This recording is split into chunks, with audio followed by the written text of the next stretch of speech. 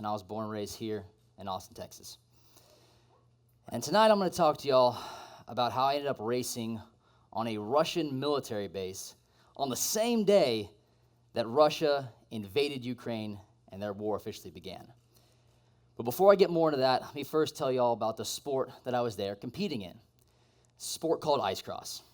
And based on the blank looks on most of y'all's faces, I'm going to assume that practically none of y'all know what that is. So, what the hell is ice cross?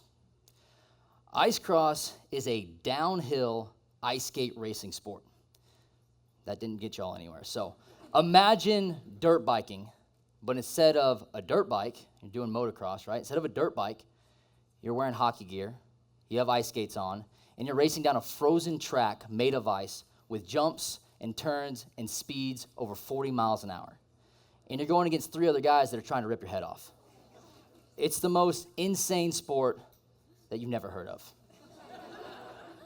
So how the hell did a kid from Austin, Texas get into an obscure winter sport like ice cross?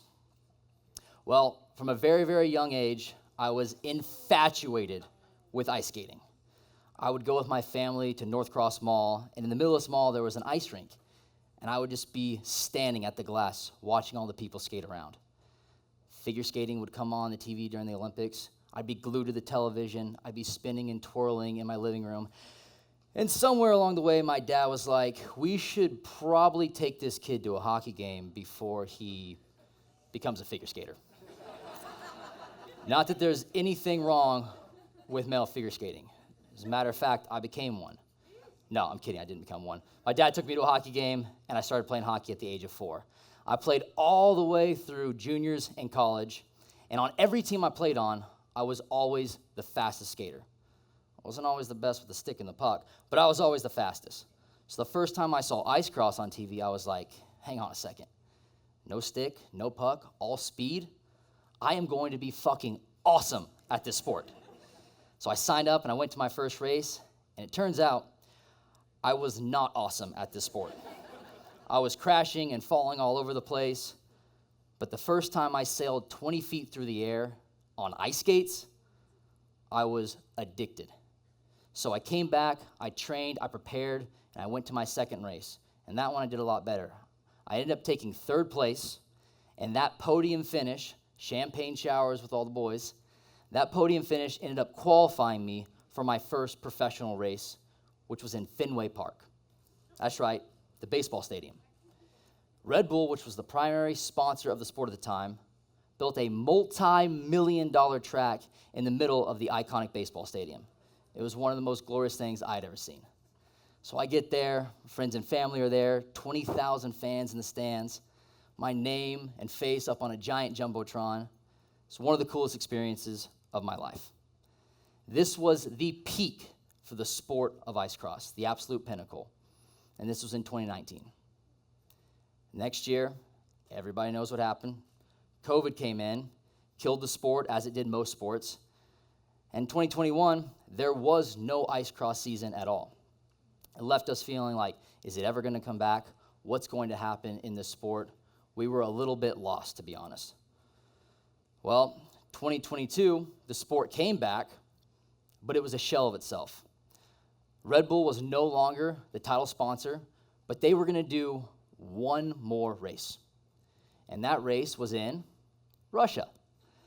A lot of the athletes were a little bit hesitant on going to Russia, but me and one other American, Jack Schramm, decided, it's the last Red Bull race, we have to go. So on Tuesday, we got our sports visa approved. On Wednesday, we arrived in Moscow. And on Thursday, February 24th, we pulled up to the ice cross track that was built on a Russian military base. Russian military vehicles, military personnel everywhere. I mean, I'm looking at jets and tanks and all kinds of things. And there's this giant track built on it. We're like, well, let's make the best out of this. So we adventure around. We hop on some tanks. We take some pictures, we smile. We're the funny Americans here in Russia. It was a lot of fun. But then, after all the pictures on tanks and my American flag ranger panties,